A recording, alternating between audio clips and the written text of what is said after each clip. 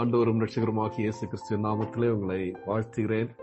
நம்முடைய பிதாவாகிய தேவனாலும் கர்த்தராகிய இயேசு கிறிஸ்துவினாலும் உங்களுக்கு கிருபையும் சமாதானமும் பெருக கடவது. அருமையான அந்த ஜெபத்திற்காக ஆண்டவருக்கு நான் நன்றி செலுத்துகிறேன். தொடர்ந்து இப்படிப்பட்ட வாஞ்சையோடு கூட ஆண்டவருடைய சமூகத்திலே ஆண்டவருடைய வார்த்தையை கேட்பதற்கு ஆண்டவர் தந்த இந்த நல்ல இருதயத்திற்காக நாம் ஆண்டவருக்கு நன்றி செலுத்துவோம். ஒருவேளை அந்த விருப்பத்தை தருகிறவர் கர்த்தர் ஆண்டவருடைய வார்த்தையை கற்றுக்கொள்ள வேண்டும் என்ற ஆசையோடு ஒவ்வொரு பாட வேளையிலும் நீங்கள் நேரமாகவே வந்து இந்த வேதத்தை திறந்து அவருடைய வார்த்தையை கேட்பதற்கு நீங்கள் ஆயத்தமாக இருப்பதற்காக ஆண்டவருக்கு நன்றி செலுத்துகிறேன். தொடர்ந்து ஆண்டவர் நம்மோடு கூட பேச வேண்டும். ஆண்டவருடைய வார்த்தை நம்மை உருவாக்க வேண்டும். அவருடைய சாயலிலே நாம் மறுரூபமாக்கப்படுவதற்கு ஆண்டவருடைய வார்த்தையை நாம் அதிகமாக விரும்ப வேண்டும். அந்த விருப்பம் இல்லாத இருப்போமே ஆனால் ஆண்டவர் விரும்புகின்ற காரியம் நம்முடைய வாழ்க்கையில நடைபெறாது. ஆகவே அப்படிப்பட்ட விருப்பத்தோடு வந்திருக்கிற உங்கள் எல்லாரையும் ஆண்டவர் தொடர்ந்து ஆசீர்வதிப்பாராக.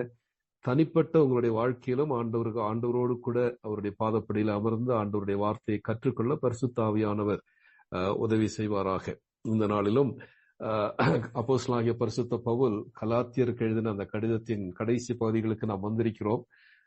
5வது அதிகாரத்தின் 16வது வசனத்திலிருந்து 20வது வசனம் வரைக்கும் 21வது வசனம் வரைக்குமான பகுதியை சென்ற பாட வேளையிலே நாம் படித்தோம். இன்றைக்கு நாம் படிக்கின்ற அந்த 22வது வசனம், ஒருவேளை அது 9 மணி நேரம் நாம் அந்த பாடத்தை படிக்க முடியும்.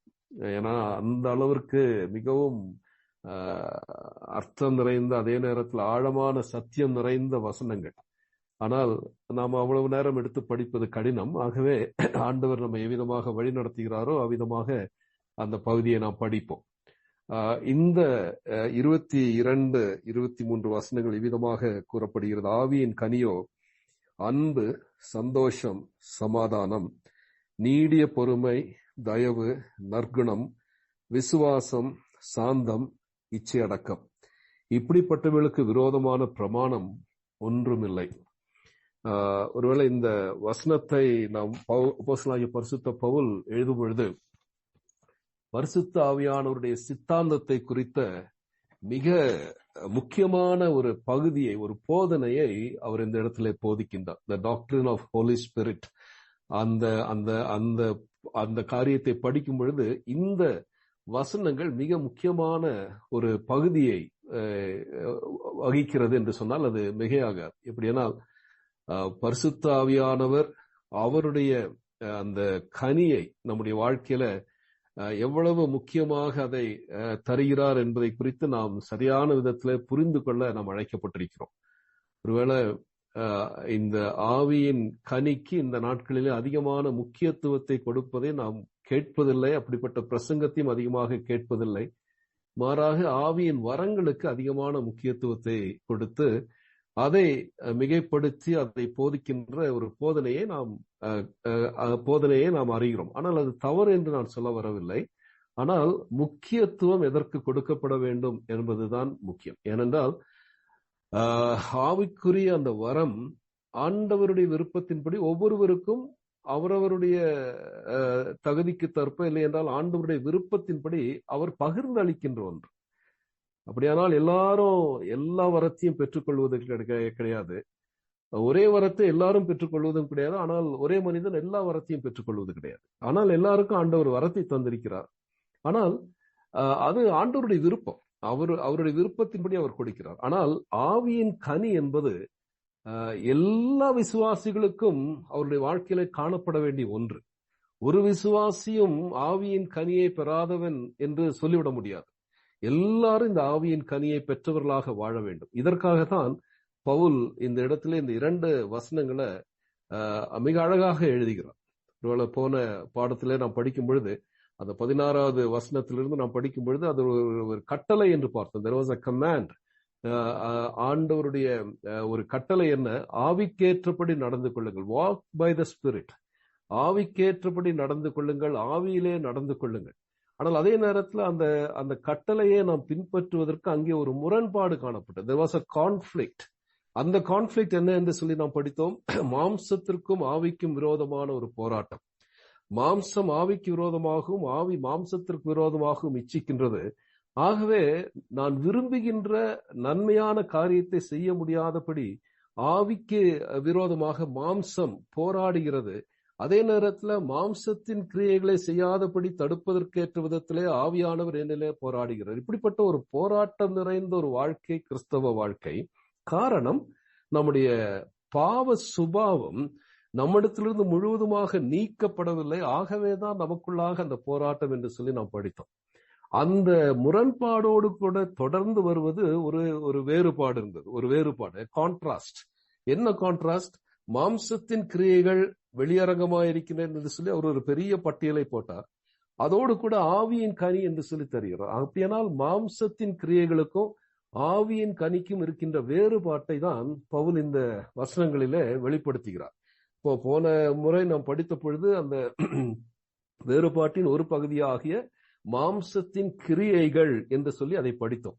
அதை 3 விதமாக நாம் பிரித்தோம். ஒன்று, பாலியல் சம்பந்தப்பட்ட பாவம், சென்சுவல் ஆர் செக்ஷுவல் சின் என்று சொல்லி நாம் படித்தோம். இரண்டாவது, ரிலிஜியஸ் ஆர் சூப்பர்ஸ்டிஷியஸ் சின்ஸ், மத சம்பந்தப்பட்ட, நம்பிக்கை சம்பந்தப்பட்ட, மூட நம்பிக்கை சம்பந்தப்பட்ட பாவங்கள் என்று சொல்லி இரண்டாவது நாம் படித்தோம். மூன்றாவது, சோசியல் சின்ஸ், சமூக ரீதியான பாவங்கள், ஒருவர் இருக்கின்ற அந்த உறவிலே வருகின்ற அந்த பகைகள், பொறாமைகள், கொலைகள், வெறிகள், களியாட்டுகள், இப்படிப்பட்ட பாவங்களை குறித்து நாம் படித்தோம்.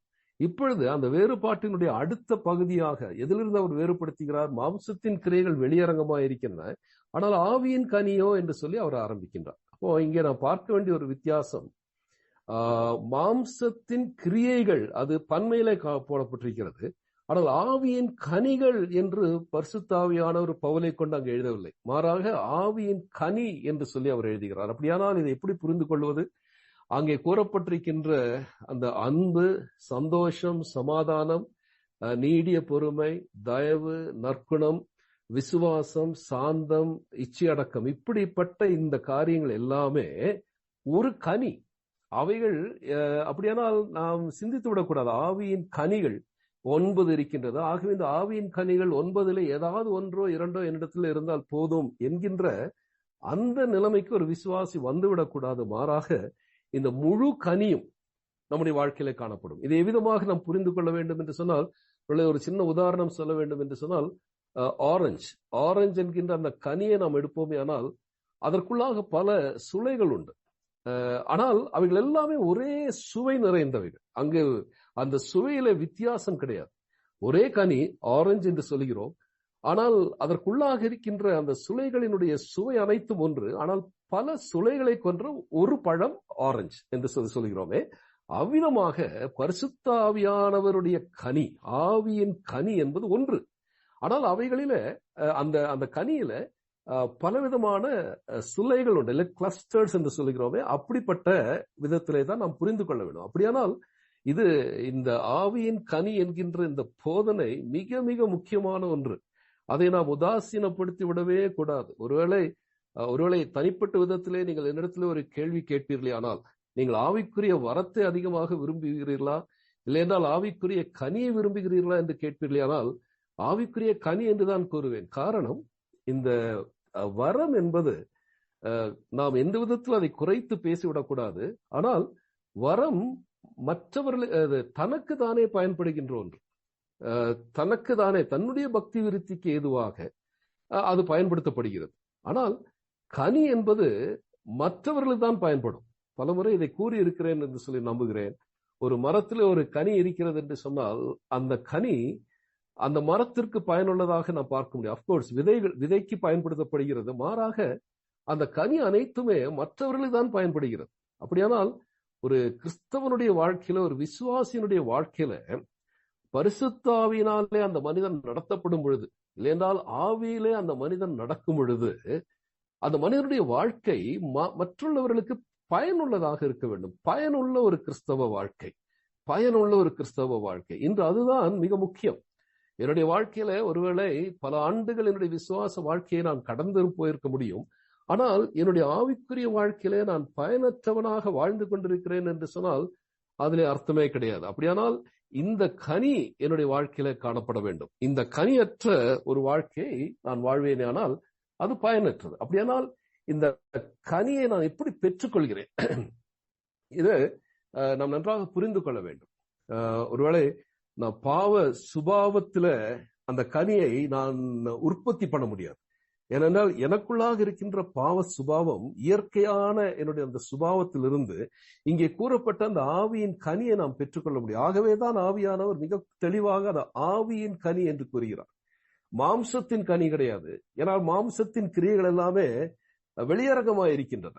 ஆனால் ஆவியின் கனி என்று சொல்லும் பொழுது அது தேவனுடைய கனி, பரிசுத்த ஆவியானவர் அவர் தருகின்ற, அவர் உற்பத்தி பண்ணுகின்ற அந்த கனி. அப்படியானால் அந்த கனி எவ்விதமாக நம்முடைய வாழ்க்கையில உருவாகிறது? பொதுவாகவே ஒரு கனி அந்த அந்த மரத்தினுடைய தன்மையை வெளிப்படுத்தும். அதே மாதிரி ஆண்டவராகிய இயேசு கிறிஸ்துவை ஒரு மனிதன் தன்னுடைய வாழ்க்கையில சொந்த இரட்சகராக ஏற்றுக்கொள்ளும் பொழுது அவன் மறுபடியும் பிறக்கிறான்.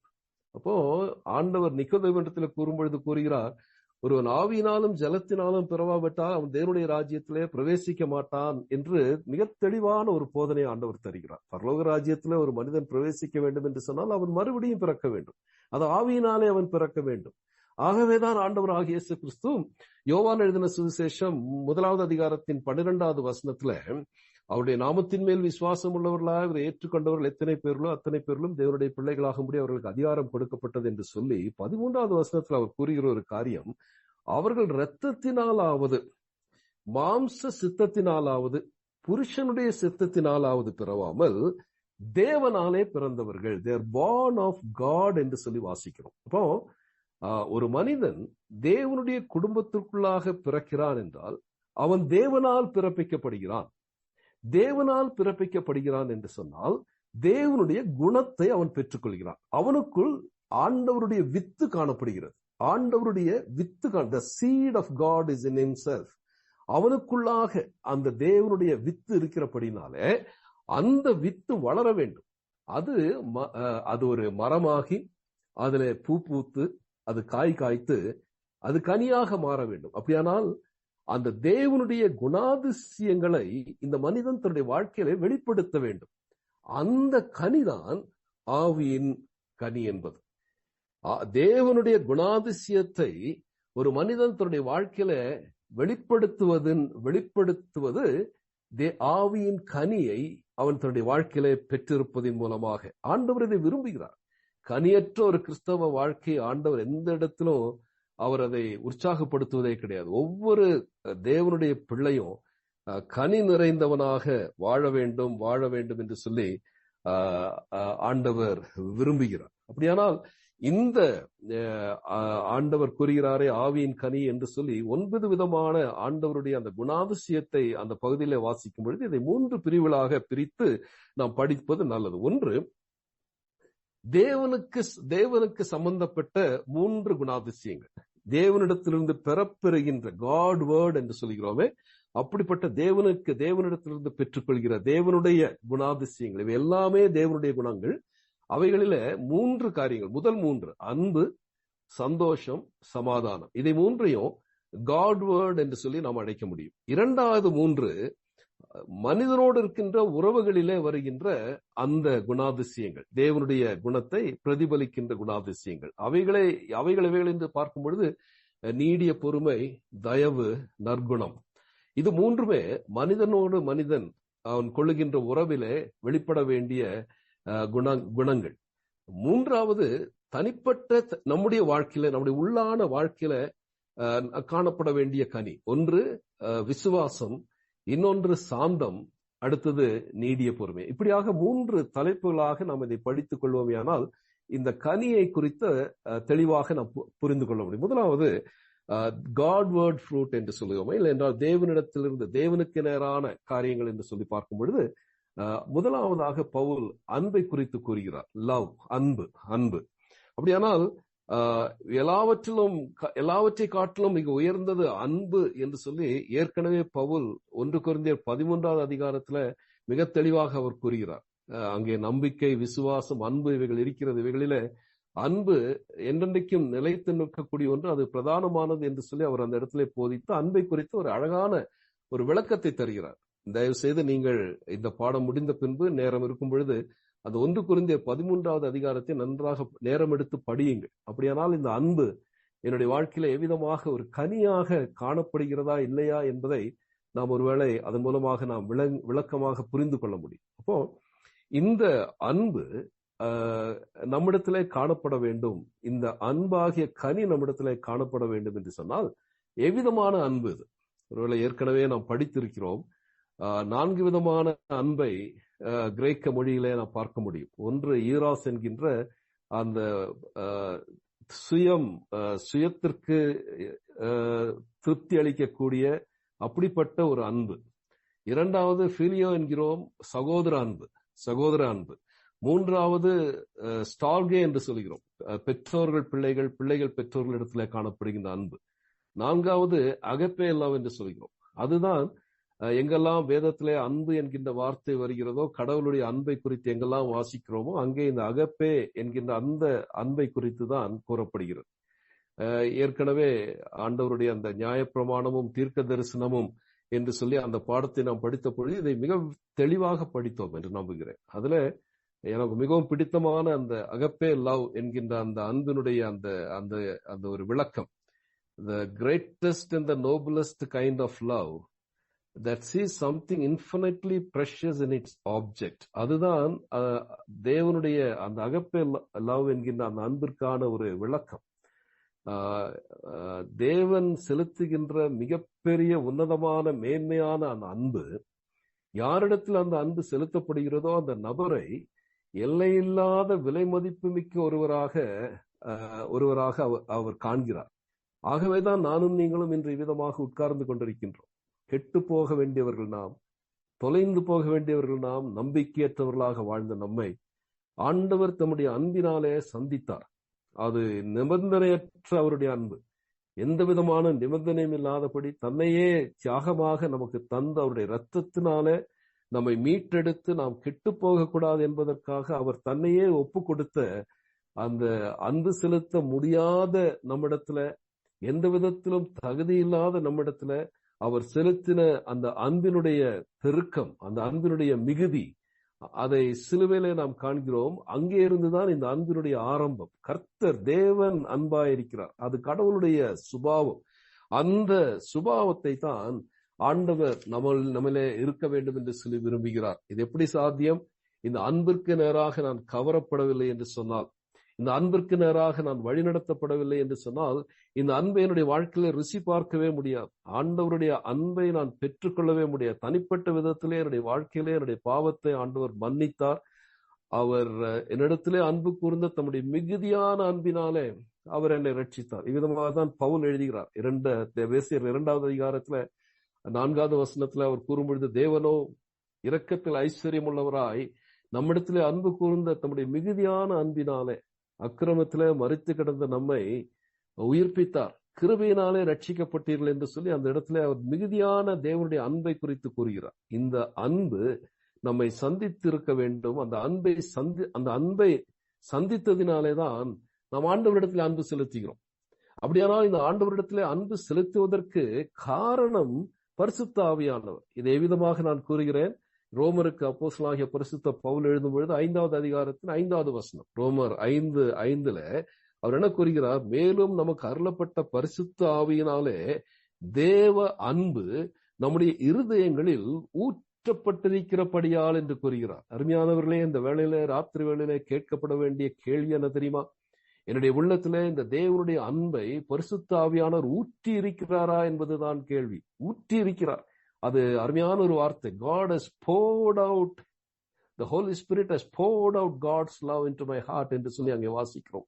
அப்படியானால் அது ஊற்றப்பட வேண்டிய ஒன்று, மேலிருந்து ஊற்றப்பட்டு அது என்னை நிரப்ப வேண்டும், அது பெருக்கெடுத்து பிரவாகிக்க வேண்டும். ஆண்டவருடைய அன்பு இவ்விதமாக தான் ஒரு மனிதனுடைய வாழ்க்கையை ஆட்கொள்ள வேண்டும். ஒருவேளை பரிசுத்த ஆவியானவர் இந்த வார்த்தையை அந்த இடத்துல குறித்து வைத்திருக்கும் பொழுது அது எந்த அளவிற்கு என்னை பாதித்திருக்கிறது என்பது முக்கியம். ஆண்டவரே, இந்த ராத்திரி வேளையில உம்முடைய அன்பு என்னுடைய உள்ளத்துல ஊற்றப்படுவதற்கு நான் இடம் அளித்திருக்கிறேனா? ஒருவேளை தேவனுடைய அன்பு என்னில ஊற்றப்பட முடியாதபடி பரிசுத்த ஆவியானவரை துக்கப்படுத்துகின்ற காரியங்களுடைய வாழ்க்கையில காணப்படுமே ஆனால், அவருடைய வாழ்க்கையை நிரப்ப முடியாது. ஒருவேளை அந்த அந்த அந்த என்னுடைய இதயத்துல முழுமையாக தேவனுடைய அன்பினாலே நான் நிரப்பப்படுவதற்கு என்னுடைய இதயத்தை நான் காலி பண்ணி கொடுக்க வேண்டும். அதுல வேண்டாத காரியங்களை நான் வைத்திருப்பேனே, ஆனால் அது முழுமையாக ஆண்டவருடைய அன்பினாலே நிரப்பப்பட முடியாது. ஆகவே இந்த தேவனுடைய அன்பை என்னிலே ஊற்றுகிறவர் பரிசுத்த ஆவியானவர். இந்த ராத்திரி வேளையில ஆவியின் கனியோ அன்பு என்று சொல்லி அவர் ஆரம்பிக்கும் பொழுது இந்த முதல் கனியினுடைய அம்சமாகி இந்த அன்பு என்னிலே உண்டா என்பது மிக முக்கியம். ஆகவேதான் பவுல் இந்த அன்பிற்காக நீங்கள் ஜெபிக்க வேண்டும் என்று சொல்லி கூறுகிறார். இந்த அன்பு எல்லா ஞானத்தோடும் எல்லா அறிவோடும் என்னிலே பெருக வேண்டும் என்று சொல்லி அவர் விரும்புகிறார். அந்த விருப்பத்தினுடைய வெளிப்பாடாகத்தான் பிலிப்பியருக்கு அவர் தன்னுடைய கடிதத்தை எழுதும் பொழுது 1வது அதிகாரத்தின் 9வது வசனத்துல, பிலிப்பியர் 1வது அதிகாரத்தின் 9வது வசனத்துல அவர் எழுதுகிறார், உங்கள் அன்பானது அறிவிலும் எல்லா உணர்விலும் இன்னும் அதிகமாய் பெருகவும் வேண்டுதல் செய்கிறேன். எவ்வளவு அருமையான ஒரு ஜெபம்! ஒருவேளை இந்த ஜெபங்கள் எல்லாம் நம்முடைய ஜெபங்களாக மாற வேண்டும்.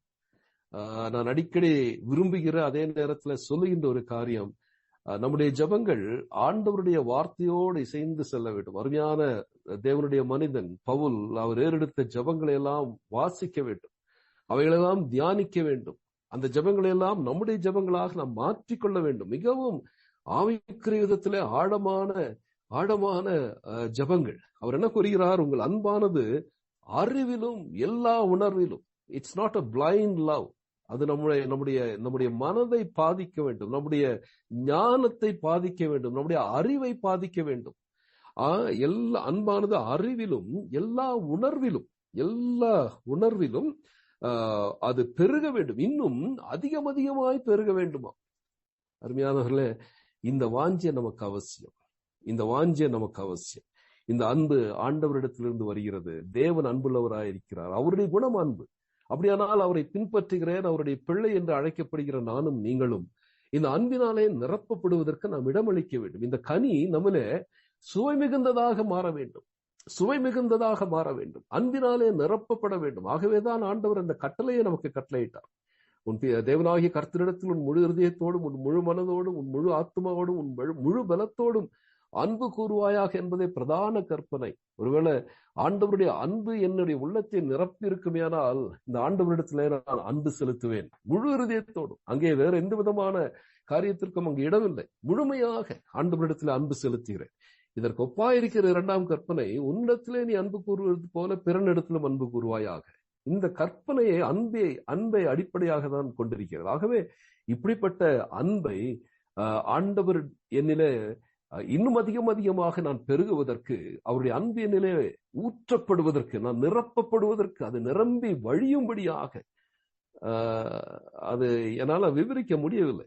எவ்விதமாக இந்த அன்பை நான் பெற்றிருக்கிறேன், இன்னும் குறைவுள்ளவனாக இருக்கிறேனே, அந்த அன்பினிலே பெருக வேண்டும் என்கின்ற ஆசை இந்த ராத்திரி வேளையில பரிசுத்த ஆவியானவர் நம் ஒவ்வொருவருக்கும் தர வேண்டும். அந்த அன்பு நிரப்பப்பட வேண்டும். அப்படியானால் இந்த அன்பு என்னிலே காணப்படும் பொழுது என்ன நடக்கிறது என்று சொன்னால், பிறருடைய நன்மையை மாத்திரம் நான் விரும்புகிறவனாக மாறிவிடுகிறேன்.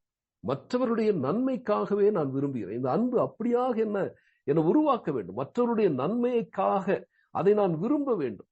மற்றவருடைய நன்மையை நான் பேச வேண்டும். மற்றவருடைய நன்மையை நான் சிந்திக்க வேண்டும். அன்பு என்னிலே இவ்விதமான ஒரு மாற்றத்தை கொண்டு வர வேண்டும். அப்படியானால் இந்த அன்பு எனக்குள்ளாக இருக்கிறது என்பதனுடைய ஒரு ஒரு ஒரு பெரிய மற்றவர்களிடத்தில் அன்பு செலுத்துகிறேன் என்பதற்குரிய ஒரு அடையாளம் என்றால் அதனுடைய ஒரு உறுதி என்ன என்று சொன்னால், எனக்குள்ளாக அந்த ஜீவன், நான் நித்திய ஜீவனுக்கு உட்பட்டிருக்கிறேன் என்கின்ற அந்த உறுதி நான் பிறரிடத்துல அன்பு கூறுவதன் நிமித்தமாக எனக்கு வருகிறது.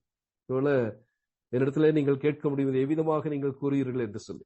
ஒருவேளை 1 யோவான் 3வது அதிகாரத்தின் 14வது வசனம், 1 யோவான் 3வது அதிகாரத்தின் 14வது வசனம், அங்கே என்ன வாசிக்கிறோம்? நாம் சகோதரரிடத்தில் அன்பு கூறுகிறபடியால் ஒவ்வொரு விசுவாசியும் இந்த அன்பு செலுத்த அழைக்கப்பட்டிருக்கிறோம். அப்படியானால் இந்த அன்பு கூறுகிறபடியால் மரணத்தை விட்டு நீங்கி, நித்திய மரணத்தை விட்டு நீங்கி, ஆக்கினை தீர்ப்பை விட்டு நீங்கி, பாவத்தின் சம்பளமாகிய மரணத்தை விட்டு நீங்கி ஜீவனுக்குட்பட்டிருக்கிறோம் என்று அறிந்திருக்கிறோம். இதை நாம் அறிந்திருக்க வேண்டும். நாம் ஜீவனுக்குட்பட்டிருக்கிறேன், நான் மரணத்திலிருந்து பாவ மரணத்திலிருந்து விடுவிக்கப்பட்டு ஜீவனுக்கு உட்பட்டிருக்கிறேன் என்று நான் அறிந்திருக்கிறேன் என்று சொன்னால் நான் சகோதரனிடத்தில் அன்பு செலுத்துகிறவனாய் இருக்க வேண்டும். சகோதரனிடத்தில் அன்பு கூறாதவன் மரணத்திலே நிலை கொண்டிருக்கிறான். இந்த வார்த்தைகள் எல்லாம் பயங்கரமான வார்த்தைகள். இதை குறித்து நாம் அதிகமாக யோசிப்பதே கிடையாது. இந்த வார்த்தைகளை நாம் நம்முடைய உள்ளத்திற்கு நாம் கொண்டு வருவதும் கிடையாது. அவர் என்ன கூறுகிறார்? நான் சகோதரனிடத்திலே அன்பு கூறாதவனா இருப்பேனே, ஆனால் நான் ரட்சிக்கப்பட்டவன் என்று கூற முடியாது. நான் மரணத்திலிருந்து மரணத்திலிருந்து பாவ ஆக்கினைத்திலிருந்து விடுவிக்கப்பட்டவன், நித்திய ஜீவனுக்கு உட்பட்டவன் என்று சொல்லி கூற முடியாது. ஏனென்றால் வசனம் சொல்லுகிறது, சகோதரனிடத்தில் அன்பு கூறாதவன் மரணத்திலே நிலை கொண்டிருக்கிறான் என்று சொல்லி. He abides or remains in death. அதுதான் நாம் புரிந்து கொள்ள வேண்டிய காரியம். அப்போ ஆண்டவருடைய அன்பினால நான் நிரப்பப்பட்டிருக்கிறேன், அந்த ஆவியின் கனியாகிய அன்பு என்னிடத்துல இருக்கிறது என்று சொன்னால் அதனுடைய வெளிப்பாடு நான் சகோதரரிடத்துல அன்பு செலுத்துகிறவனாய் காணப்படுவேன். ஒன்று. இரண்டாவது, ஆண்டவரிடத்திலே நான் அன்பு செலுத்துகிறேன் என்பதனுடைய அடையாளம் அவருடைய சீஷன் என்பதற்கு அது அடையாளம். ஆண்டவருடைய சீஷன் என்று அழைக்கப்படுவதற்கான அடையாளம் நான் ஆண்டவரிடத்திலே அன்பு செலுத்துகிறேன் என்பதுதான். எவ்விதமாக கூறுகிறேன்? யோவான் 13வது அதிகாரத்தில் ஆண்டவராகிய இயேசு கிறிஸ்துவினுடைய வார்த்தை அவர் கூறுகிறார். 13வது அதிகாரத்தின் 34, 35 வசனங்கள். யோவான் 13, 34, 35. அங்கே என்ன வாசிக்கிறோம்? நீங்கள் ஒருவரில் ஒருவர் அன்பாயிருங்கள், நான் உங்களில் அன்பாயிருந்தது போல. இங்கேதான் வித்தியாசத்தை பார்க்கிறோம். கற்பனையை கூறும் பொழுது கூறுகிறார், நீங்கள் உங்களிடத்தில் அன்பு கூறுவது போல ஒருவரிடத்தில் ஒருவர் அன்பு கூறுங்கள் என்று சொல்கிறார். ஆனால் இங்கே சீஷர்களுக்கு ஒரு புதிய கட்டளையை தருகிறார். அந்த புதிய கட்டளையினுடைய இலக்கணம் என்ன? நான் உங்களிடத்தில் அன்பு கூர்ந்தது போல. இயேசு கிறிஸ்துவானவர் எவ்விதமாக தியாகத்தோடு நிபந்தனை இல்லாதபடி அன்பு செலுத்த முடியாதவரிடத்துல அன்பு செலுத்தி நம்மை மீட்டு கொண்டாரே, நம்மிடத்தில் அன்பு செலுத்தினாரே, அதுபோல நான் உங்களில் அன்பாயிருந்தது போல நீங்களும் ஒருவரில் ஒருவர் அன்பாயிருங்கள் என்கின்ற புதிதான கட்டளையை உங்களுக்கு கொடுக்கிறேன். This is a new commandment which God is giving us. தொடர்ந்து கூறுகிறார், நீங்கள் ஒருவரில் ஒருவர் அன்புள்ளவர்களாய் இருந்தால் அதனாலே நீங்கள் என்னுடைய சீஷர்கள் என்று எல்லாரும் அறிந்து கொள்வார்கள். இன்று அதுதான் குறைவாக காணப்படுகிறது. இன்று கிறிஸ்தவ சமுதாயம் தனக்குள்ளே அடித்து கொண்டிருக்கிறது. தனக்குள்ளே அன்பு இல்லை. தனக்கு தானே அன்பு செலுத்தாத ஒரு கிறிஸ்தவ சமுதாயத்துல இயேசு கிறிஸ்துவின் அன்பை எப்படி கூற முடியும்? ஆவியின் கனியாகிய அன்பு என்னிலே இல்லை என்று சொன்னால் மற்றவர்கள் நான் ஆண்டவருடைய சீஷன் என்று எப்படி அறிந்து கொள்வார்கள்? இல்லையென்றால் மற்றவர்களும் இந்த ஆண்டவரை நான் பின்பற்ற வேண்டும், இந்த அன்பு நிறைந்த ஆண்டவரை நான் பின்பற்ற வேண்டும் என்று எவ்விதமாக அவர்கள் ஊக்குவிக்கப்படுவார்கள்? அவரை பின்பற்றுகிறேன் என்று சொல்லுகிறேன். என்னுடைய வாழ்க்கையில இந்த அன்பு குறைவாக இருக்குமே, ஆனால் நான் ஆண்டவருடைய சீஷனாக இருக்கவே முடியாதே. ஆகவே இந்த ராத்திரி வேளையில யோசித்து பார்ப்போம். ஆண்டவரே, இந்த ஆவியின் கனியாகிய அன்பிற்காக நான் விரும்புகிறேன்.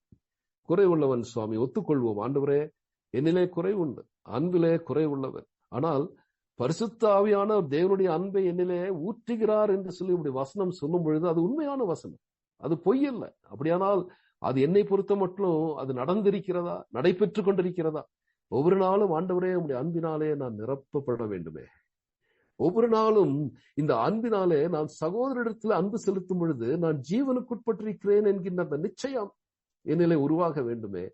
அதே நேரத்துல இந்த அன்பினாலே நான் மற்றவர்களிடத்துல அன்பு செலுத்துவதனாலே நான் உம்முடைய சீஷன், உம்மை பின்பற்றுகிறவன் என்று சொல்லி இந்த உலகம் அறிந்து கொள்ள வேண்டுமே.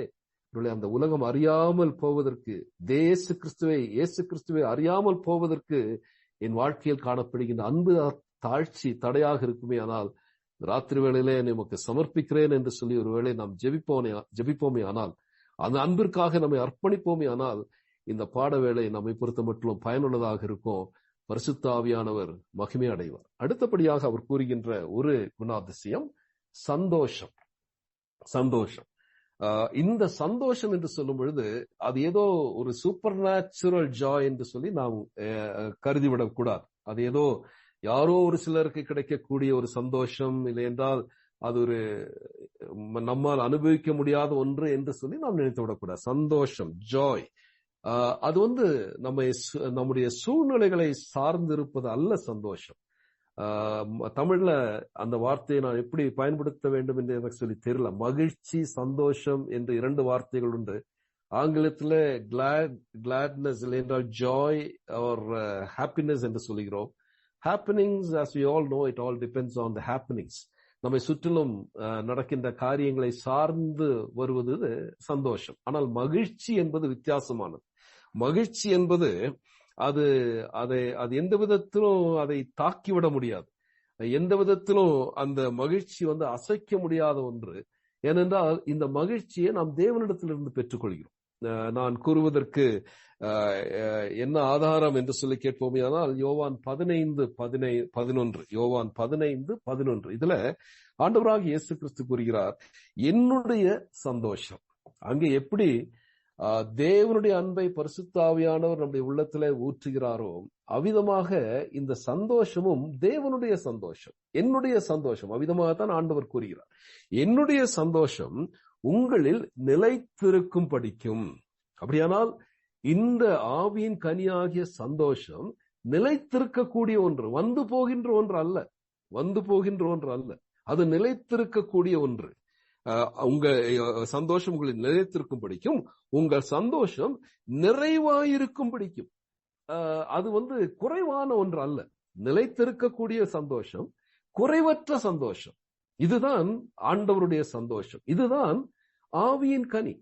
ஆண்டவராகிய இயேசு கிறிஸ்து தன்னுடைய வார்த்தையினாலே நமக்கு போதிக்கின்ற போதனை, இது முக்கியமான போதனை. இதுல கலப்படம் கிடையாது, எந்த கலப்படமும் மற்ற ஒரு போதனை. ஆண்டவருடைய அந்த சந்தோஷம் நிலைத்திருக்கக்கூடிய ஒன்று, அது நிறைவாயிருக்கக்கூடிய ஒன்று.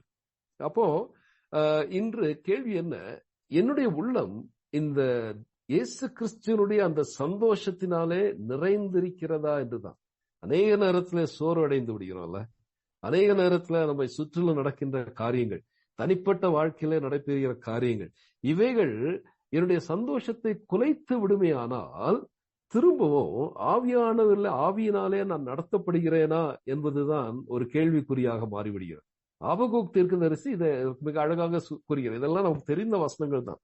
ஆனால் அதை கொஞ்சம் நமக்கு ஞாபகப்படுத்தி அதை நம்முடைய வாழ்க்கையில அதை நாம் அப்ளை பண்ண ஆரம்பிப்போமே, ஆனால் இந்த வார்த்தைகள் எல்லாம் நமக்கு மிகவும் இன்பமாக மாறிவிடும், மிகவும் அர்த்தம் நிறைந்தவர்களாய் மாறிவிடும். ஆபகூக் 3வது அதிகாரத்தின் 17வது வசனத்துல அவர் கூறுகிற ஒரு பட்டியல் போடுகிறார். அந்த இடத்துல அந்த பட்டியலை பார்க்கும் பொழுது ஒரு மனிதனுடைய முழு வாழ்வாதாரமும் அங்கேதான் இருக்கிறது என்று சொல்லி பார்க்கிறோம். அங்க என்ன கூறுகிறார், அத்திமரம் துளிர் விடாமல் போனாலும், அத்திமர தோட்டத்தை வைத்திருக்கிற ஒரு மனிதனுடைய வாழ்க்கையில அந்த அத்திமரங்கள் துளிர் விடாமல் போனால் என்ன நடைபெறும் என்று சொல்லி நமக்கு தெரியும். திராட்சை செடிகளில் பழம் உண்டாகாமற் போனாலும், ஒரு பெரிய திராட்சை தோட்டத்தை வைத்திருக்கிற ஒருவர், அந்த திராட்சை தோட்டத்துல பழங்களே வரல அந்த காலத்துல, எப்படி இருக்கும் அவருடைய மனது? ஒலிவ மரத்தின் பல நற்று போனாலும், பெரிய ஒலிவ எண்ணெய் களஞ்சி ஆலையை வைத்திருக்கிற ஒரு மனிதனுடைய அந்த ஆலையில எண்ணெய் எடுப்பதற்கு ஒலிவ பழங்களே கிடைப்பதில்லை. ஒலிவ மரத்தின் பல நற்று போனாலும், வயல்கள் தானியத்தை விளைவிக்காமற் போனாலும், ஒரு பெரிய விவசாயி, அவனுடைய வாழ்வாதாரமே விவசாயம் தான். ஆனால் வேளாண்மையில அந்த வயல்கள் தானியத்தையே கொடுக்கலையாம், தானியத்தையே கொடுக்கவில்லை. கிடையில் ஆட்டு மந்தைகள் முதலற்று போனாலும், ஒருவேளை அந்த மனிதன் ஆட்டு மந்தைகள் தான், அதை மேய்த்து அதிலிருந்து தான் அவனுடைய வாழ்வாதாரம் இருக்கிறது. அப்படிப்பட்ட ஒரு சூழ்நிலையில அந்த கிடையில ஆட்டு மந்தைகள் முதலற்று போனாலும், தொழுவத்தில் மாடு இல்லாமற் போனாலும், அவர் என்ன கூறுகிறார், நான் கர்த்தருக்குள் மகிழ்ச்சியாக இருப்பேன். What a beautiful statement. ஒருவேளை நானும் நீங்களும் அதை சொல்ல முடியுமான்னு சொல்லி ஒருவேளை நான் ஆயத்தப்படுத்தும் போது that question came very very hard to me. Can I say this?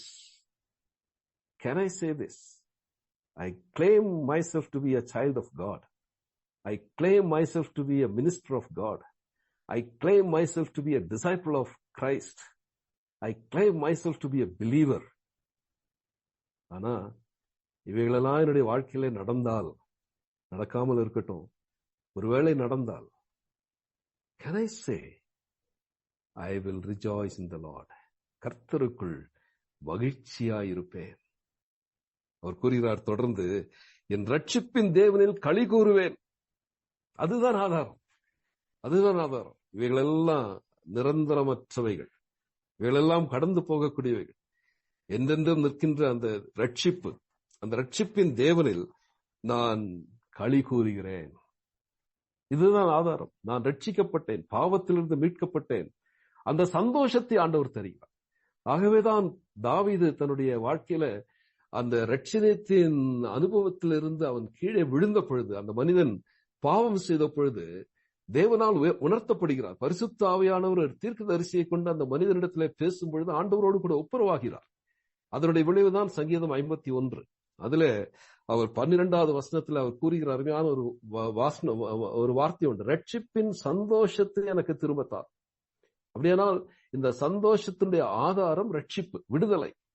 அந்த ரட்சிப்பின் சந்தோஷம் ஆண்டவர் கூறுகிறார், அது தேவனுடைய சந்தோஷம். இயேசு கிறிஸ்துவானவர் தருகிற அவருடைய அந்த சந்தோஷம் நம்மிலே நிலைத்திருக்கின்றது, அது நிறைவாயிருக்கிறது.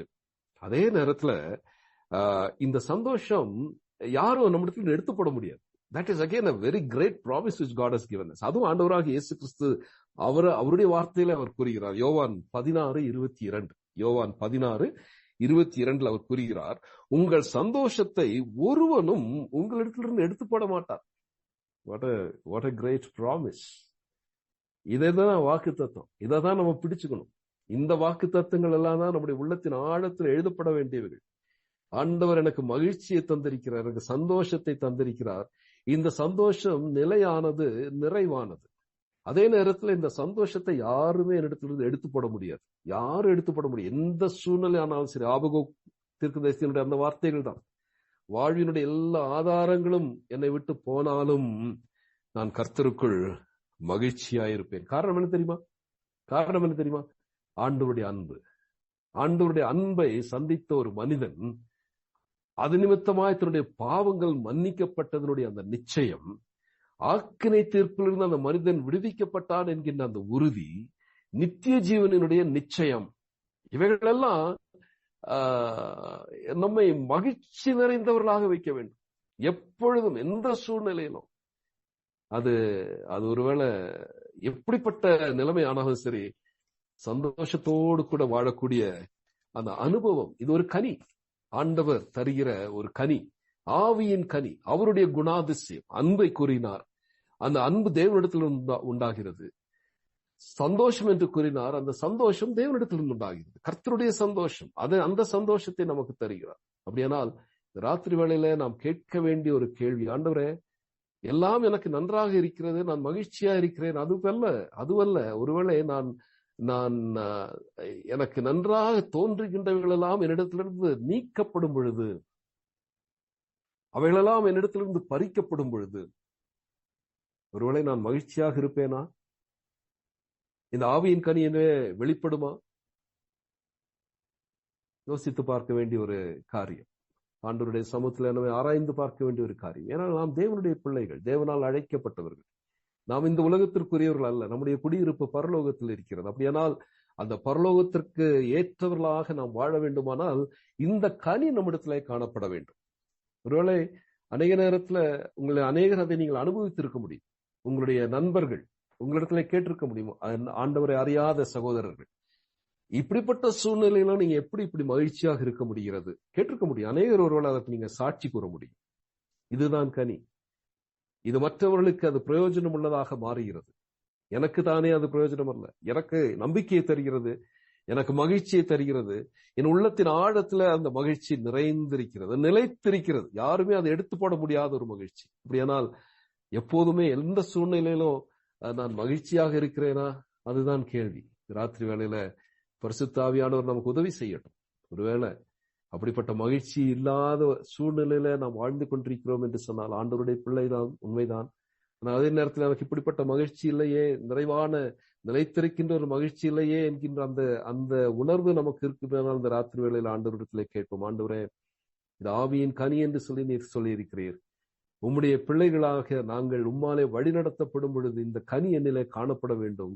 அந்த கனி எனக்கு தாரும் சுவாமி, மகிழ்ச்சியை தாரும். எந்த சூழ்நிலை, அது வியாதியாக இருந்தாலும் சரி, வேதனையாக இருந்தாலும் சரி, இல்லையென்றால் இழப்புகளானாலும் சரி, இல்லையென்றால் பலவிதமான அழுத்தங்களாக இருந்தாலும் சரி, என்ன பிரச்சனைகளானாலும் சரி, ஆண்டவரே, இந்த மகிழ்ச்சி, கர்த்தருக்குள் நான் மகிழ்ச்சியாயிருப்பேன், என் ரட்சிப்பின் தேவனில் களி கூறுவேன் என்கின்ற அந்த ஒரு அனுபவம் எனக்கு வேண்டுமே சுவாமின்னு சொல்லி நம்ம கேட்போம்.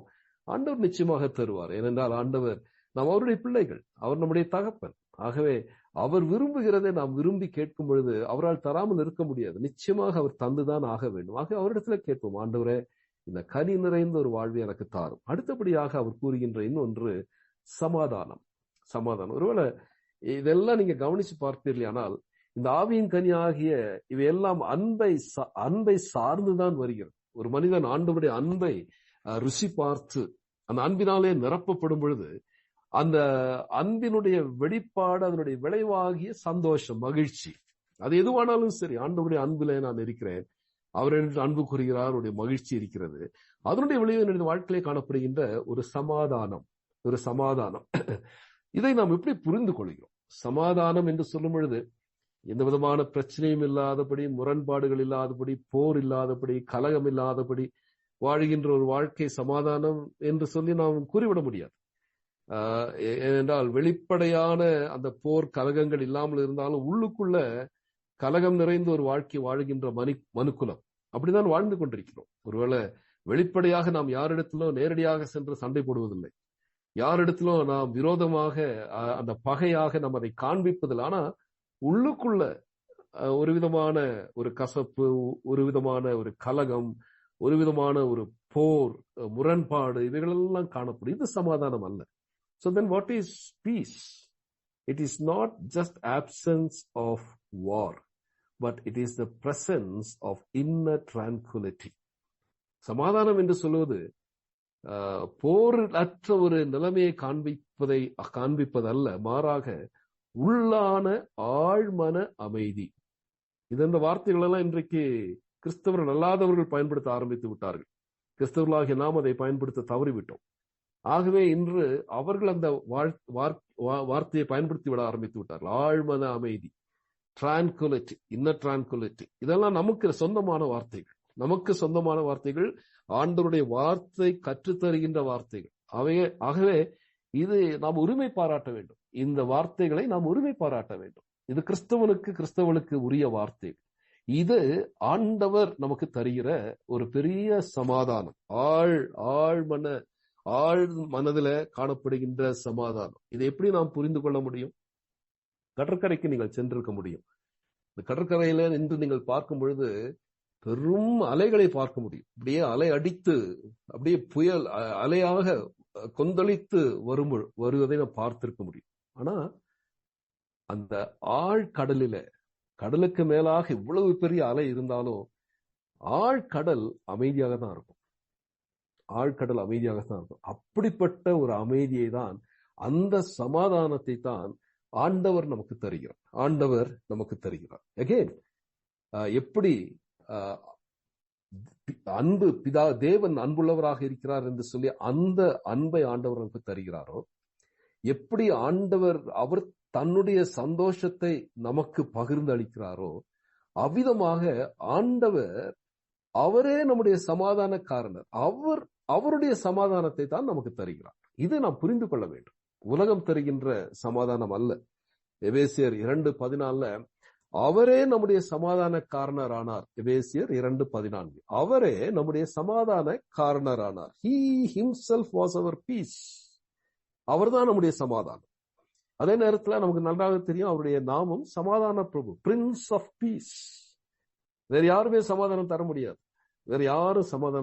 ஆண்டவர் மட்டும்தான் சமாதானத்தை தர முடியும். அவரை குறித்து பவுல் 2 தெசலோனிக்கேயர் 3வது அதிகாரத்தின் 3வது வசனத்துல 2 தெசலோனிக்கேயர் 3:3 அவர் கூறும்பொழுது சமாதானத்தின் கர்த்தர், the Lord of peace, அவர்தான் லார்ட், அவர்தான் ஆண்டவர், அந்த சமாதானத்தை ஆளுகிறவர் அவர், is the Lord of peace. அதே ரோமர் 15:33 சமாதானத்தின் தேவன், the God of peace. அப்போ இந்த சமாதானம் ஆண்டவரிடத்திலிருந்து நாம் பெற்றுக்கொள்ள வேண்டிய ஒன்று. ஆனா இந்த சமாதானத்தை மனிதன் பாவத்தினால் இழந்து நிற்கிறான். Man is at war with God. அவன் தன்னுடைய பாவத்தினாலே தேவனுக்கு விரோதமாக, சத்துருவாக போர் புரிகிறவனாக இருக்கிறான். ஆண்டவருக்கும் அவனுக்கும் ஒரு பெரிய கலகமே நடந்து கொண்டிருக்கிறது உள்ளத்துல. சமாதானம் இல்லை. ஆண்டவரிடத்துல அவனால் வர முடிவதில்லை. ஆண்டவரிடத்துல வந்து அவரோடு கூட உறவு கொள்ள முடிவதில்லை. அங்கு ஒரு பகைமை. ஏனென்றால் அக்கிரமங்களும் பாவங்களும் மனிதனை தேவனிடத்திலிருந்து பிரித்து நிறுத்துகிறது என்று சொல்லி ஏசாயா 59 வாசிக்கிறோம். இப்படி ஒரு பிரிவினையை உண்டாக்குகிறது. அந்த பிரிவினை, எங்கே பிரிவினை உண்டோ அங்கே சமாதானம் இல்லை. அப்போ இந்த சமாதானம் அற்ற இந்த மனித வாழ்க்கையில இந்த சமாதானத்தை தர வேண்டிய பொறுப்பை ஆண்டவர் எடுத்துக்கொள்கிறார். எப்படி பிதாவினுடைய அன்பை நம்முடைய உள்ளத்துல அவர் ஊற்றுகிறாரோ, எப்படி கிறிஸ்துவனுடைய சந்தோஷத்தை நம்முடைய உள்ளத்துல அது நிலை கொண்டு நிற்கவும் அது நிறைவாய் இருக்கும்படியாக அவர் செய்கிறாரோ, அப்படியே இந்த சமாதானத்தையும் அவர் தருகிறார். எப்படி இதை கூறுகிறேன்? ஏசாயா 53 5வது அதிகாரம். ஏசாயா 53 5 பல முறை இதை வாசித்திருக்கிறோம். ஆனா இந்த வசனங்கள் எல்லாம் நம்முடைய உள்ளத்தை பாதிக்கணும், அசைக்கணும். என்ன வாசிக்கிறோம்? நம்முடைய மீறுதலின் நிமித்தம் அவர் காயப்படுகிறார், நம்முடைய அக்கிரமங்களின் நிமித்தம் அவர் நொறுக்கப்படுகிறார். ஆழமான வார்த்தைகள், அப்படியே கடந்து போயிட முடியாது. He was wounded. அவர் காயப்படுகிறார். எதற்காக? என்னுடைய மீறுதலின் நிமித்தமாக. அடுத்தபடியாக he was bruised. அவர் நொறுக்கப்படுகிறார். எதற்காக? என்னுடைய அக்கிரமத்தின் நிமித்தமாக. அருமையானவர்களே, இதெல்லாம் தேவனுக்கு முன்பாக நம்மை நடுங்க செய்யணும். அவருக்கு முன்பாக துணிகரமாக நாம் பேச முடியாத அளவிற்கு இந்த வார்த்தைகள் எல்லாம் நமக்குள்ளாக ஒரு பயத்தை கொண்டு வரணும். ஒரு பயத்தோடு நிறைந்த பக்தியை கொண்டு வரணும். பயபக்தி என்று சொல்வது இதுதான். அவரை யோசிக்கும் பொழுது, அவருடைய சமூகத்துல வரும் பொழுதே இதெல்லாம் நம்முடைய உள்ளத்துல வரணும். என்னுடைய மீறுதல் நிமித்தமாக அவர் காயப்படுகிறார், என்னுடைய அக்கிரம நிமித்தமாக அவர் நொறுக்கப்படுகிறார். ஏன் தெரியுமா? அடுத்த வார்த்தைகள் மிக முக்கியமானது. நமக்கு சமாதானத்தை உண்டு பண்ணும் ஆக்கினை அவர் மேல் வந்தது. நமக்கு சமாதானத்தை உண்டு பண்ணுகின்ற தண்டனை. ஏனையா அவர் தண்டனை அடைய வேண்டும்? எனக்கு என்னுடைய சமாதானம் அவருக்கு மிக முக்கியமாக இருந்த தனிப்பட்ட என்னுடைய வாழ்க்கையின் சமாதானம். அருமையானவர்களே, இந்த பாட வேளையில நாம் இத்தனை பேர் பங்கு பெற்றுக் கொண்டிருக்கிறோம். நாம் ஒவ்வொருவருடைய சமாதானத்திற்காகத்தான் அவர் நொறுக்கப்பட்டு காயப்பட்டு அந்த ஆக்கினை அவர் மேல் வந்தது. அவர் ஏற்றுக்கொள்கிறார். நம்ம யாருமே சமாதானமற்றவர்களாக, தேவனோடு கலகம் செய்கிறவர்களாக இருக்கக்கூடாது என்கின்ற ஒரே காரணத்திற்காக அந்த ஆக்கினை அவர் தன் மீது சுமந்து கொள்கிறார். அந்த பனிஷ்மெண்ட் அதை அவர் விருப்பத்தோடு ஏற்றுக்கொள்கிறார். What a lovely God we have. எப்படி அவருக்கு முன்பாக நாம் அவருக்கு நன்றி செலுத்த முடியும்? இந்த சமாதானத்தை, அது ஒரு ஆக்கினை, அது ஒரு தண்டனை. அந்த தண்டனையை அவர் எனக்காக ஏற்றுக்கொள்கிறார். என்னை நிராகரிக்கவில்லையே, அவர் என்னை விட்டு கடந்து போகவில்லையே. நான் அவரோடு கூட சமாதானம் உள்ளவனாய் வாழ வேண்டும் என்பதற்காக, அவரோடு கூட நான் நெருக்கத்தோடு வாழ வேண்டும் என்பதற்காக அவர் என்னுடைய பாவத்தையும் என்னுடைய அக்கிரமத்தையும் அவர் ஏற்றுக்கொண்டு அதற்கான தண்டனை அவர் அனுபவிக்கின்றார். ஆகவேதான் கொலோசியருக்கு பவுல் எழுதும் பொழுது கொலோசியர் 1வது அதிகாரத்தின் 20வது வசனம், கொலோசியர் 1:20 அவர் கூறுகிறார், அவர் சிலுவையில் சிந்தின ரத்தத்தினாலே சமாதானத்தை உண்டாக்கினார். வேற எந்த விதத்திலும் சமாதானம் மனிதனுக்கு கிடைக்காது. ஆண்டவருடைய ரத்தத்தினாலே மாத்திரம் இந்த சமாதானத்தை அவர் உண்டாக்கினார். He made peace என்று சொல்லிதான் வாசிக்கிறோம். He made peace or he established peace through the blood of his cross. அருமையானவர்களே, சாதாரணமானவர்கள் அல்ல. நாம் லேசாக இந்த ரட்சிப்பை நாம் எடுத்துக்கொள்ள முடியாது. தன்னுடைய ரத்தத்தை சிந்தி அந்த சமாதானத்தை உண்டு பண்ணும் ஆக்கினை தன் மீது சுமந்ததினாலே அந்த சமாதானத்தை உண்டாக்கினார். அதனுடைய விளைவு என்ன தெரியுமா? இப்படி அவர் சிலுவையில தன்னுடைய ரத்தத்தினாலே சமாதானத்தை உண்டு பண்ணினபடினால ரோமர் 5:1 இவ்விதமாக நாம் விசுவாசத்தினாலே அவரை நம்புகிறோம். என்னுடைய பாவத்திற்காக, என்னுடைய அக்கிரமத்திற்காக அவர் காயப்பட்டு நொறுக்கப்பட்டு அந்த சமாதானத்தை உண்டு பண்ணும் ஆக்கினை அவர் தன் மீது ஏற்றுக்கொண்டார் என்பதை நான் விசுவாசித்ததினாலே நான் நீதிமான்களாக்கப்பட்டிருக்கிறோம். நாம் நீதிமான்களாக்கப்பட்டிருக்கிறபடியினாலே நம்முடைய கர்த்தராகிய இயேசு கிறிஸ்து மூலமாய் தேவனிடத்தில் சமாதானம் பெற்றிருக்கிறோம். What a beautiful statement. நம்முடைய ஆவிக்குரிய வாழ்க்கையினுடைய அஸ்திபாரங்கள் ஐயா இவைகள் எல்லாம். வேற எந்த அஸ்திபாரத்தையும் நம்ம போட முடியாது. இவைகள் எல்லாம் தான் நம்முடைய ஆவிக்குரிய வாழ்க்கையினுடைய அடித்தளங்கள். அவைகள் ஆட்டம் கொள்ளுகின்ற அடித்தளங்கள் அல்ல, நிலையான அடித்தளங்கள், ஸ்ட்ராங் ஃபவுண்டேஷன்ஸ். என்ன? தேவனிடத்தில் சமாதானம் பெற்று we are at peace with God. எவ்வளவு பெரிய ஒரு ஆசீர்வாதம். தேவனோடு சமாதானம், தேவனிடத்தில் சமாதானம். we are at peace with God. இது எல்லாத்திற்கும் காரணம் ஆண்டவருடைய அன்பு. அவர் செலுத்தின அந்த அன்பு, சிலுவையில அவர் செலுத்தின அந்த அன்பு. அப்படியானால் உண்மையான மெய் சமாதானத்தை கிறிஸ்துவோடு கூட இருக்கின்ற உறவிலே தான் பெற்றுக்கொள்ள முடியும். அந்த உறவிலே நாம் பெற்றுக்கொள்கின்ற இந்த சமாதானமானது நமக்கு நிரந்தரமானது. அதை மறந்துவிடக்கூடாது. எவ்விதமாக ஆண்டவருடைய சந்தோஷம் நிலைத்திருக்கக்கூடிய ஒன்றும் அது நிறைவானது ஒன்று என்று சொல்லி படித்தோமோ, அவ்விதமாக இந்த சமாதானமும் ஆண்டவரிடத்திலே நாம் சமாதானம் பெற்றிருக்கிறோம் என்று சொல்லும் பொழுது அது நிரந்தரமானது. தட் இஸ் அந்த சமாதானத்துல தான் நாம் தேவனிடத்துல வந்து நிற்க முடிகிறது. விரோதிகள் ஒருவரை சந்திக்க முடியாதே, விரோதிகள் ஒருவருக்கு ஒரு முகம் பார்க்க முடியாதே.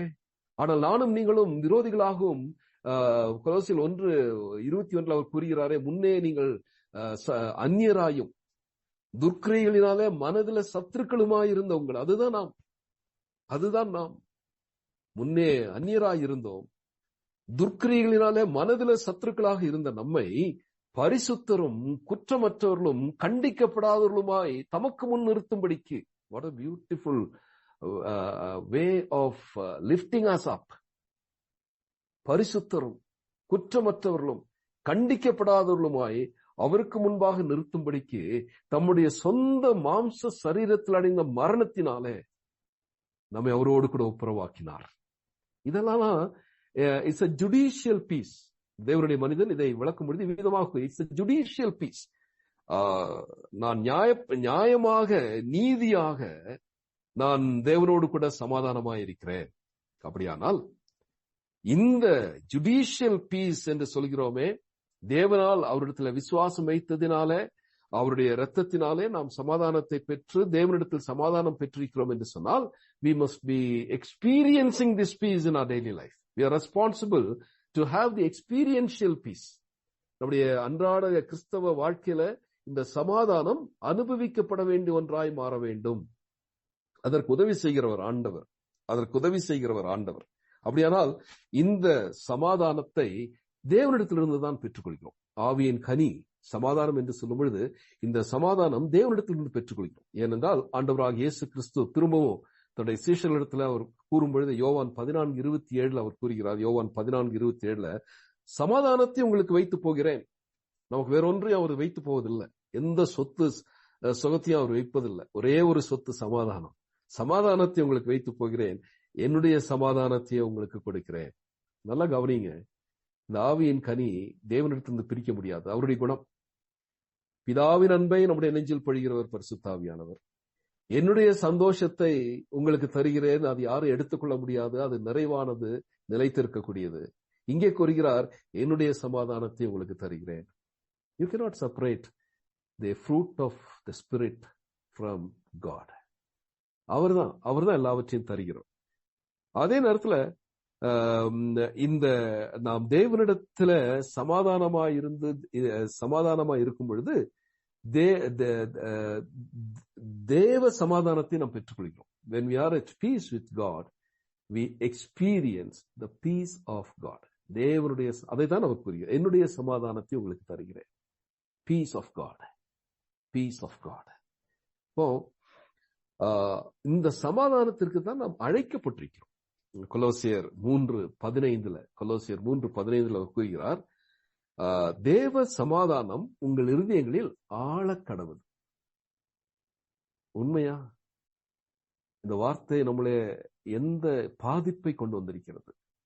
இந்த வார்த்தை என்றைக்காவது நம்முடைய வாழ்க்கையில் ஏதாவது ஒரு பாதிப்பை கொண்டு வந்திருக்கிறதா? இந்த வார்த்தையின் அடிப்படையில நம்மை நாம் ஆராய்ந்து பார்த்திருக்கிறோமா? தேவ சமாதானம் உங்கள் இருதயங்களில் ஆழக்கடவுது. Let the peace of God rule in your heart. நம்முடைய இதயம் அது தேவனால் ஆளுகை செய்யப்பட வேண்டிய ஒன்று. அப்படியானால் தேவனுடைய சமாதானம் நம்முடைய உள்ளத்தை ஆள வேண்டும். தேவ சமாதானம் உங்கள் இருதயங்கள் ஆளக்கடுவது, இதற்கென்றே நீங்கள் ஒரே சரீரமாய் அழைக்கப்பட்டிருக்கிறீர்கள். You are called to have this peace of God in our life. இந்த தேவ சமாதானம் நம்ம உள்ளத்தை ஆள வேண்டும். அதே நேரத்தில் பிலிப்பியருக்கு அவர் எழுதும் பொழுது கூறுகிறார், எல்லா புத்திக்கும் மேலான தேவ சமாதானம் என்று கூறுகிறார். So you cannot explain this. நான் அந்த ஆழ்கடல் அமைதின்னு சொன்னேன் இல்லைங்களா, அந்த மாதிரி தான் அது. நம்முடைய உள்ளத்தின் ஆழத்துல மேல புயல் அடித்து கொண்டுதான் இருக்கும். வாழ்க்கையில புயல் இல்லாத ஒரு வாழ்க்கை நானும் நீங்கள் இந்த உலகத்தில் அனுபவிக்க முடியாது. புயல்கள் உண்டு, கொடும் காற்றுகள் உண்டு, பலத்த எதிர்ப்புகள் எல்லாம் இருக்கதான் செய்யும். ஆனால் உள்ளத்தின் ஆழத்துல எல்லா புத்திக்கும் மேலான அந்த தேவ சமாதானம் என்னை ஆட்கொள்ள வேண்டுமே.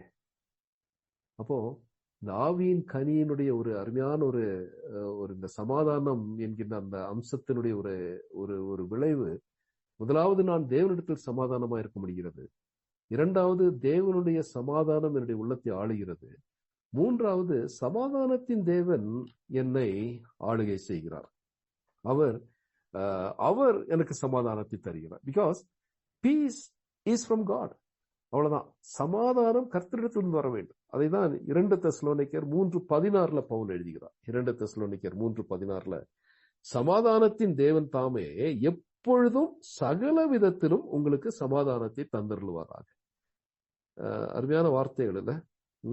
சமாதானத்தின் தேவன், the God of peace himself, அவர்தான் the God of peace himself give you peace always in every way. எப்பொழுதும் சகல விதத்திலும். இந்த ஆவியின் கனி நமக்கு அவசியம். சகல நேரத்திலும் எல்லா பொழுதும் இந்த சமாதானம் வெளியே விளக்கி சொல்ல முடியாது. ஒருவேளை ஆட்கள் நம்மிடத்துல எப்படிங்க என்ன சமாதானம் கொஞ்சம் விளக்கி சொல்வீர்கள் என்று சொன்னா சொல்ல முடியாது. சில நேரத்துல வார்த்தைகள் இருக்காது. we cannot explain it. it passeth all understanding. எல்லா புத்திக்கும் மேலான அந்த சமாதானத்தை அவர் நமக்கு தரும் பொழுது இதை எப்படி நாம் அனுபவிக்கிறோம்? இதை அனுபவிக்கிறோமா? இப்படி அனுபவித்தால் அதனுடைய வெளிப்பாடு எப்படி இருக்கும்? இந்த ஆவியின் கனியாகிய சமாதானம் என்னிலே இருந்தால் நான் எப்படிப்பட்டவனாக வாழ்வேன்? இதை அப்ப ஆண்டவராகிய இயேசு கிறிஸ்து தன்னுடைய மலை பிரசங்கத்திலே அந்த பாக்கிய வசனங்களை சொல்லும், அதை படித்தோம். நன்றாக நேரம் எடுத்து நாட்கள் எடுத்து படித்தோம். அந்த வசனத்துல மத்தேயு 5வது அதிகாரத்துல 9வது வசனத்துல நாம் வாசிக்கிறோம். மத்தேயு 5:9 சமாதானம் பண்ணுகிறவர்கள் பாக்கியவான்கள், கவனியுங்கள், அவர்கள் தேவனுடைய புத்திரர் எனப்படுவார்கள். அப்போ இந்த சமாதானம் என்ன செய்கிறது? என்னிலே சமாதானத்தை தருகிறது. I am at peace with God and I experience the peace of God and I am ruled by God of peace. இது ஒரு விசுவாசியினுடைய வாழ்க்கையின் அனுபவம். இப்படி அவன் வாழும் பொழுது என்ன நடைபெறுகிறது? அவன் சமாதானம் பண்ணுகிறவனாய் மாறுகிறான். அவன் கலகம் பண்ணுகிறவனாய் மாற முடியாது. ஏனென்றால் அவருடைய வித்து, கிறிஸ்துவின் வித்து நமக்குள் நிலைத்திருக்கிறது. அவர் சமாதான பிரபு. அப்படியானால் ஒரு ஆண்டவருடைய பிள்ளை கலகக்காரனா மாற முடியாது. அவன் எங்கே இருக்கிறானோ அங்கே சமாதானம் காணப்படும். Wherever he goes with peace. Because the peace of God is ruling his life. And the God of peace, he gives him peace always in every way. எல்லா விதத்திலும், எப்பொழுதும், சகல விதத்திலும் அவனுக்கு சமாதானத்தை அவர் தருகிறபடினால அவன் சமாதானம் பண்ணுகிறவனாய் இருக்கிறான். அவன் சமாதானம் பண்ணுகிறவனாய் இருக்கிறான். கேள்வி என்ன தெரியுமா? முதல் கேள்வி, இந்த சமாதானத்தை நான் அனுபவித்துக் கொண்டிருக்கிறேனா? ஏனென்றால் நீதியின்படி, தேவனுடைய சட்டத்தின்படி நான் தேவனோடு கூட சமாதானமா இருக்கக்கூடியவன். தேவனிடத்திலே சமாதானம். We are at peace with God. If that is true, do I really experience the peace of God in my life? If that is true, am I a peacemaker? நான் சமாதானம் பண்ணுகிறவனாய் காணப்படுகிறேனா? அப்படியானால் இந்த ஆவியின் கனி என்னிடத்துல இருக்கிறது என்று சொல்வதற்கு ஒரு அடையாளம், சமாதானம் பண்ணுகிறவனா இருப்பேன், காரணம் நான் தேவனுடைய புத்திரன். அப்படிதான் வசனம் சொல்கிறது. அவர்கள் தேவனுடைய புத்திரர் எனப்படுவார்கள். which means you are reflecting the character of your father. நான் தேவனுடைய பிள்ளை என்று சொல்லும் பொழுது என்னுடைய தகப்பன் அவர் சமாதான பிரபு, அவர் சமாதானத்தின் தேவன். அப்படியானால் அந்த சமாதானத்தை தான் நான் மற்றவர்களுக்கு காண்பிக்க முடியும். சோ ஆண்டவர் அதை தான் விரும்புகிறார். அது அது அது மட்டும் இல்ல, அவருடைய வருகையின் பொழுது இது இந்த குணம் மிக முக்கியம். ஆண்டவராக இயேசு கிறிஸ்து திரும்ப வரப்போகிறார், சந்தேகமே கிடையாது. ஆனால் அவர் திரும்ப வரும் பொழுது இந்த குணம் நம்மில நிச்சயம் காணப்பட வேண்டும். அதை தான் பேதுரு கூறுகிறார் தன்னுடைய நிருபத்தில். 2 பேதுரு 3வது அதிகாரத்தின் 14வது வசனம். 2 பேதுரு 3:14 அவர் என்ன கூறுகிறார்? இவைகள் வர காத்திருக்கிற நீங்கள், ஆண்டவராகிய இயேசு கிறிஸ்துவின் வருகை குறித்து அந்த அதிகாரத்தில் அவர் எழுதுகிறார். அப்போ ஆண்டவருடைய வருகைக்காக காத்திருக்கிறோம். கேள்வி என்ன தெரியுமா? நம்ம எல்லாரும் காத்திருக்கிறோமா? ஆயத்தமாக இருக்கிறோமா? ஆண்டவருடைய வருகை அது நிச்சயம், அது எப்பொழுது வேணாலும் நடைபெறலாம். இன்று உலகத்திலே நடைபெறுகிற சம்பவங்கள் எல்லாம் அதற்கு நேராக தான் நம்மை வழி நடத்துகிறது. அப்போ இவைகள் வர காத்திருக்கிற நீங்கள் கவனிங்கள், கரையற்றவர்களும் பிழையற்றவர்களுமாய் சமாதானத்தோட அவர் சன்னதியில் காணப்படும்படி ஜாக்கிரதையாயிருங்கள். எச்சரிப்பின் சத்தத்தை ஆண்டவர் இந்த இடத்துல தருகிறார். The fruit of the Spirit is peace. அந்த ஆவியின் கனியாகிய சமாதானம், அதோடு கூட வாழ்வது அவருடைய வருகைக்கு நம்மை ஆயத்தப்படுத்துகின்ற ஒன்றாய் காணப்படுகிறது. அப்படியானால் இன்று இந்த ராத்திரி வேளையில யாரிடத்திலாவது நமக்கு சமாதானம் இல்லாதவர்களாக வாழ்ந்து கொண்டிருக்கிறோம் என்று சொன்னால் அது சரி செய்யப்பட வேண்டிய ஒரு நேரம் இது. ஆண்டவருடைய வார்த்தை, பரிசுத்த ஆவியானவர் நமக்கு தந்திருக்கின்ற வார்த்தைகள், இவைகளை படித்துக் கொண்டிருக்கின்றோம். பரிசுத்த ஆவியானவருடைய உதவியினாலே அவைகளை நாம் கற்றுக்கொண்டிருக்கிறோம். கற்றுக்கொள்கின்ற இந்த நேரத்தில் அவர் நம்முடைய உள்ளத்திற்கு கொண்டு வருகின்ற இந்த சிந்தனைகள் நம்மை தேவனுக்கு முன்பாக நம்மை அர்ப்பணிப்பதற்கு அது உதவி செய்ய வேண்டும். என்ன வாசிக்கிறோம்? அவருடைய அந்த வருகை நாளிலே நாம் கரையற்றவர்களாகவும் பிழையற்றவர்களுமாய் சமாதானத்தோட அவர் சன்னதியில் நாம் காணப்பட வேண்டுமானால் இந்த சமாதானம் நம்மை ஆட்கொள்ள வேண்டும். நேரம் முடிந்து விட்டது. நான் அன்னைக்கு இவ்வளவு நேரம் ஆகும்னு சொல்லி நான் எதிர்பார்க்கல. இந்த ஆவியின் கனியை முற்றிலுமா முடிக்கணும்னு சொல்லி நினைச்சேன். ஆனா 3 அம்சங்களை மட்டும்தான் பார்க்க முடியுது. பரவாயில்ல, அது ஆண்டவருடைய விருப்பம். ஒரே ஒரு வசனத்தை மட்டும் கடைசி இதுக்கு ரிலேட்டடா சொல்ல ஆசைப்படுறேன். ரோமர் 14:17 அவர் கூறுகிறார், தேவனுடைய ராஜ்யம், நம்ம எல்லாம் தேவனுடைய ராஜ்யத்திற்கு உடனாளிகள், பங்காளிகள். தேவனுடைய ராஜ்யம் புசிப்பும் குடிப்பும் அல்ல, அது நீதியும் சமாதானமும் பரிசுத்தாவினால் உண்டாகும் சந்தோஷமாயிருக்கிறது. 2 விதமான அந்த சந்தோஷத்தையும் சமாதானத்தையும் ஆண்டவர் இந்த இடத்துல தேவனுடைய ராஜ்யத்தோடு ஒப்பிட்டு கூறுகிறார். சோ இதுதான் தேவனுடைய ராஜ்யம். இதற்காகத்தான் நாம் அழைக்கப்பட்டிருக்கிறோம். ஆகவே இந்த தேவன் சம்பந்தப்பட்ட இந்த காரியத்திற்காக நம்ம ஆண்டவருக்கு நன்றி செலுத்துவோம். அன்பு, ஆவியின் கனியோ அன்பு, இது தேவனிடத்திலிருந்து வரக்கூடிய ஒன்று. தேவன் அன்பாகவே இருக்கிறார். அப்படியானால் பரிசுத்த ஆவியானவர் பிதாவினுடைய அன்பை நம்ம இடத்துல, நம்முடைய உள்ளத்துல ஊற்றுவதற்கு இந்த ராத்திரி வேளையில நம்மை சமர்ப்பிப்போம். அதுவே நாம் தேவனுடைய சீஷர்கள் என்பதற்கு அடையாளம். அதே நேரத்துல நாம் நித்திய ஜீவனை பெற்றிருக்கிறோம் என்பதற்கு உறுதியும் அதுதான். 2வது சந்தோஷம், மகிழ்ச்சி. எந்த சூழ்நிலையிலும் ஆண்டவர் தருகிற இயேசு கிறிஸ்துவனுடைய அந்த மகிழ்ச்சி, அது நிலைத்திருக்கிற ஒன்று.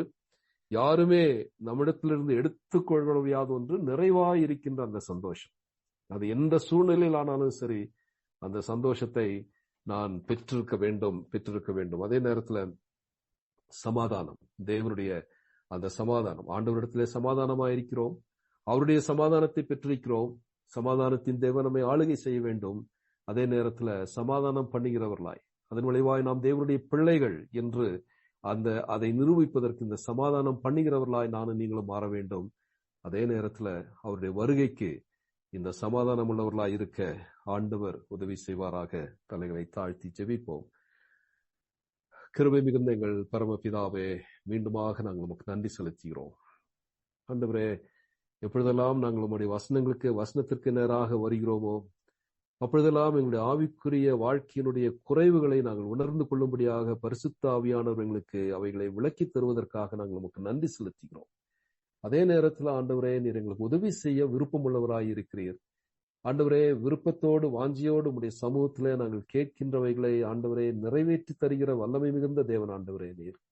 விசேஷமாக மாம்சத்தின் கிரியைகள் வெளியரங்கமாயிருக்கின்ற அவைகளை நாங்கள் ஒதுக்கிவிட்டு மாம்சம் ஆவிக்கு விரோதமாய் போராடுகின்ற வேலையில நாங்கள் ஆவியில வெற்றி கொள்கிறவர்களாய் மாறுவதற்கு, ஆவியிலே நடத்தப்படுவதற்கு, இந்த ஆவியின் கனி எங்களிலே ஆண்டவரை பெருகுவதற்கு இந்த ராத்திரி வேளையில நாங்கள் கேட்கிறோம்.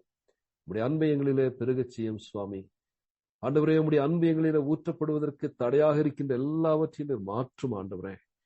உடைய அன்பினாலே நாங்கள் நிரப்பப்பட்டது பிரவாகித்து ஆண்டவரே அது வழிந்தோட நீர் எங்களுக்கு உதவி செய்யும் ஆண்டவரே. அதே நேரத்துல ஆண்டவரே, எங்களில அந்த சந்தோஷத்தை நிறைவாய் நீர் தாரும். உம்முடைய சந்தோஷம் சுவாமி, அது நிலையானது, நிறைவானது, யாருமே எடுத்துவிட முடியாத ஒன்று. எந்த சூழ்நிலையிலும் கர்த்தருக்குள் மகிழ்ச்சியாயிருப்பேன் என்று ஆபகூக் சொல்வது போல ஆண்டவரே, நாங்கள் கூறுவதற்கு ஆண்டவர் எங்களுக்கு பலன் அளியும் சுவாமி. எல்லாவற்றுக்கும் மேலாக ஆண்டவரே, உம்முடைய சமாதானம் எங்களை ஆட்கொள்ளட்டும் ஆண்டவரே. நீர் உமோடு கூட சமாதானம் அடையும்படியாக நீர் எங்களுக்காக நொறுக்கப்பட்டு எங்களுக்காக காயப்பட்டவர் சுவாமி. எங்களுக்கு சமாதானத்தை தருகின்ற அந்த ஆக்கினையை, அந்த அந்த அந்த ஆண்டவரே, அந்த தண்டனையை நீர் விருப்பத்தோடு ஏற்றுக்கொண்டதினாலே, சிலுவையில உடைய இரத்தத்தினாலே நீர் சமாதானத்தை உண்டாக்கினீரே. அதன் விளைவாக உம்மோடு கூட நீர் எங்களுக்கு சமாதானத்தை தந்தீர். உம்முடைய சமாதானத்தை எங்களுடைய உள்ளத்திலே தந்தீர். சமாதானத்தின் தேவன் எங்களை ஆளுகிறீர். உமக்கு நன்றி.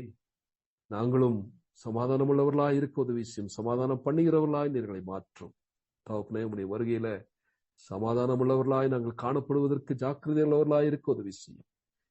நிறைவலைக்காக நன்றி செலுத்துகிறோம். அந்த ஒவ்வொருவருக்காக உமக்கு ஸ்தோத்திரம் ஆண்டவரே. ஒருவரோடு கூட நீர் தொடர்ந்து இடைப்படுவீராக சுவாமி. இந்த வாஞ்சியங்களிலே இன்னும் அதிகமாக தாரும். பகல் சென்று போயிற்று, இரவு சமீபமாயிற்று, ஆயினும் நீர் எங்களோடு கூட இருக்கிறீர். நமக்கு நன்றி ஆண்டவரே. நல்ல நித்திரையை தாரும். சரீரத்தின் களைப்பு நீங்கட்டும். உங்களுக்கு சித்தமானால் ஆண்டவரே, ஒரு புதிய நாளை புதிய பலத்தோடு நாங்கள் கண்டு இந்த புதிய கிருபையில கர்த்தருக்கு பிரியமுள்ளவர்களாய் வாழ, இந்த ஆவியின் கனியின் நிறைவோடு வாழ்வதற்கு ஆண்டவரை எங்களுக்கு உதவி செய்வீராக. அடுத்த பாடவேளை வரைக்கும் ஆண்டவரே, இவைகளை நாங்கள் சிந்திக்கவும், தொடர்ந்து ஆண்டவரே, நாங்கள் இந்த ஆவியின் கனியின் வேண்டும் என்கின்ற ஆசையில எங்களுடைய ஆவிக்குரிய வாழ்க்கையிலே நாங்கள் முன்னேறி செல்வதற்கு எங்களுக்கு பலனளிக்க நாங்கள் தாழ்மையோடு ஜெபிக்கிறோம். துதிகன மகிமை மேன்மை எல்லாவற்றையும் மக்கே செலுத்தி கர்த்தரும் ரட்சகருமாகிய இயேசு கிறிஸ்துவின் நாமத்தில் ஜெபிக்கிறோம். ஜீவனுள்ள நல்ல பிதாவே, ஆமென்.